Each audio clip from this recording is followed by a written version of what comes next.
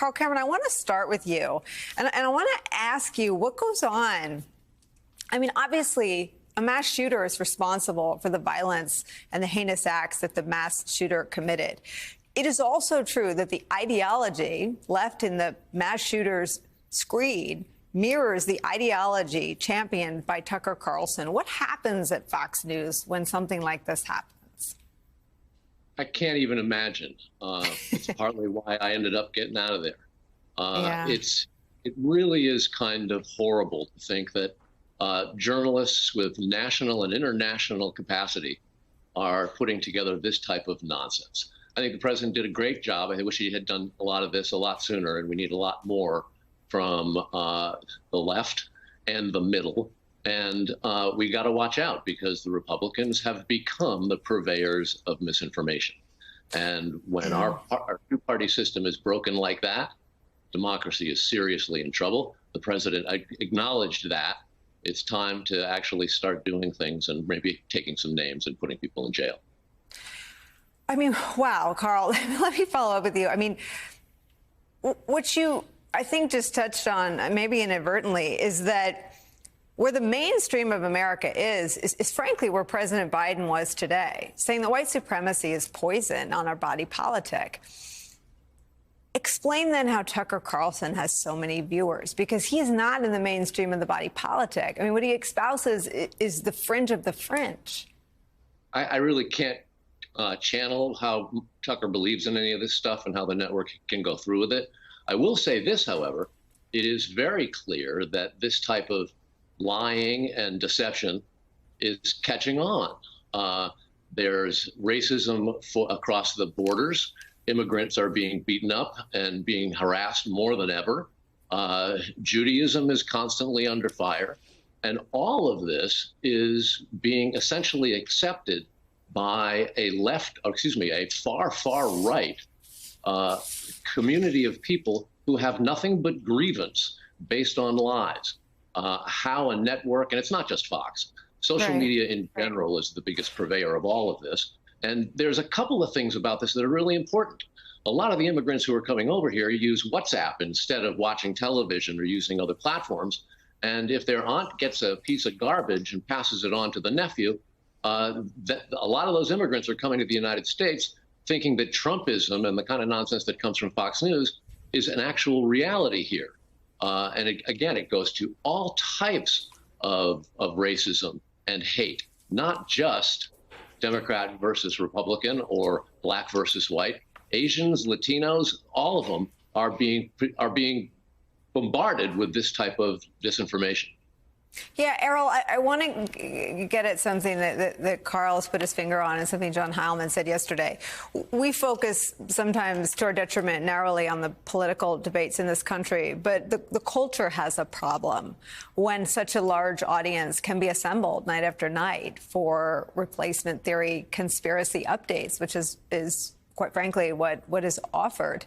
I wonder who is at the table if we really want to deal with the whole of it and countering this domestic violent extremism?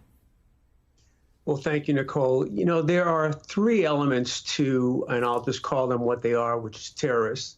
There are three elements that are important here. You need an alienated individual, a legitimizing ideology, and an enabling community. And the only thing we can really affect, as you talk about the conversation we'd like to have, is that enabling community, whether it's physical or virtual.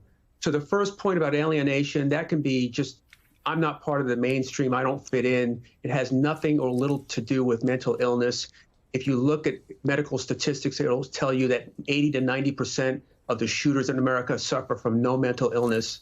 If you talk about a legitimizing ideology, that could be almost anything, usually based on race, religion, or some issue orientation. So to your question about what can we really do, it's that enabling community. The fact that we now have a virtual community that you can find people who think like you, want to do what you do anytime you want, and a physical community that won't speak up. So the president was right on point today when he said, if you don't engage, you are complicit. He made a very good point of saying that, but that enabling community is what we have to engage and have that conversation with.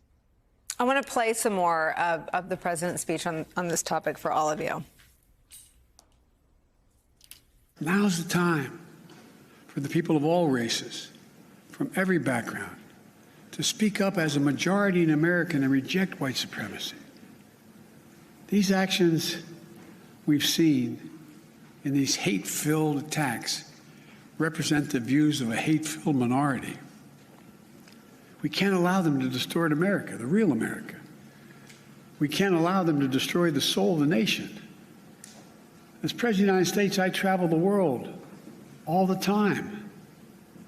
And other nations ask me, heads of state in other countries ask me, what's going on? What in God's name happened on January 6th? What happened in Buffalo? What happened? They ask.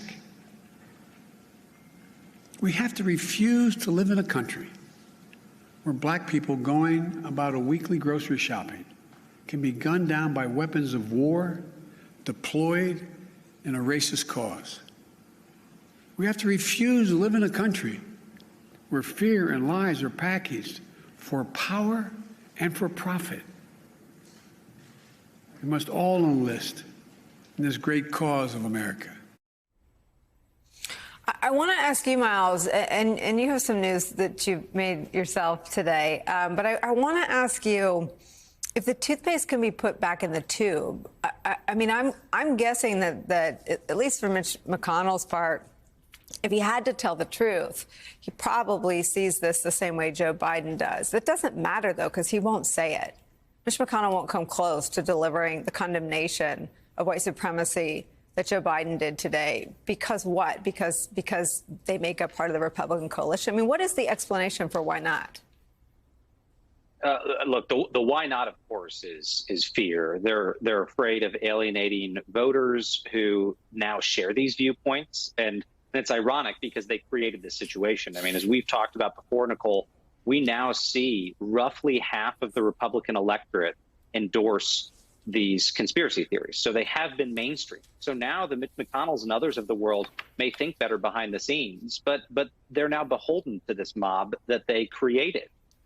That's very alarming. To your question about whether we can put the toothpaste back in the tube, I say this as a counterterrorism professional. I don't think we can at this point. And I'm not trying to be dire. I'm not trying to be hyperbolic.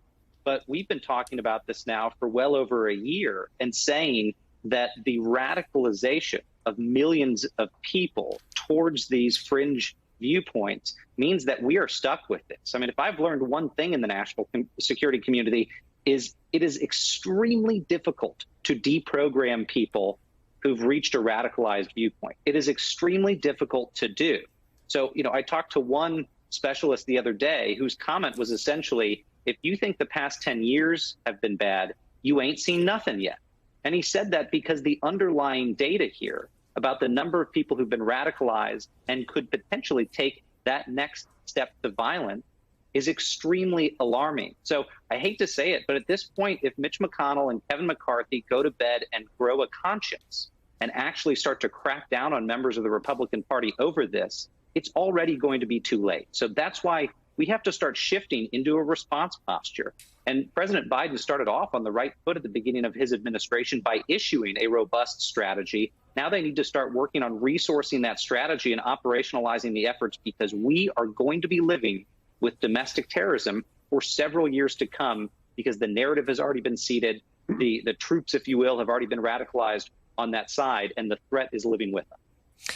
Carl Cameron, you've covered all of these sort of figures at the center of these conversations, and we know that Kevin McCarthy, and we only know it because two investigative reporters at the New York Times have the recordings of it, but Kevin McCarthy was the one worried about his own caucus inspiring violence or representing a threat of violence against other members of the House of Representatives. What do you do if you can get to the first step of acknowledging the problem, but you can't get those same people to say it out loud, or it might reach some of the people who are still reachable?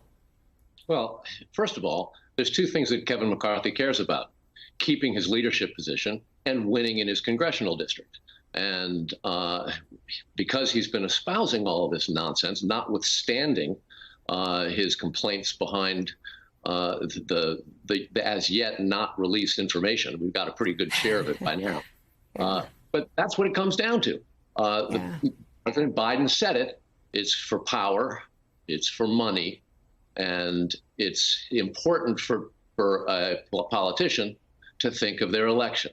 And it's easier to fool people most of the time than be honest. That's the way the Republicans have been playing this game for far too long. And unfortunately, occasionally they win.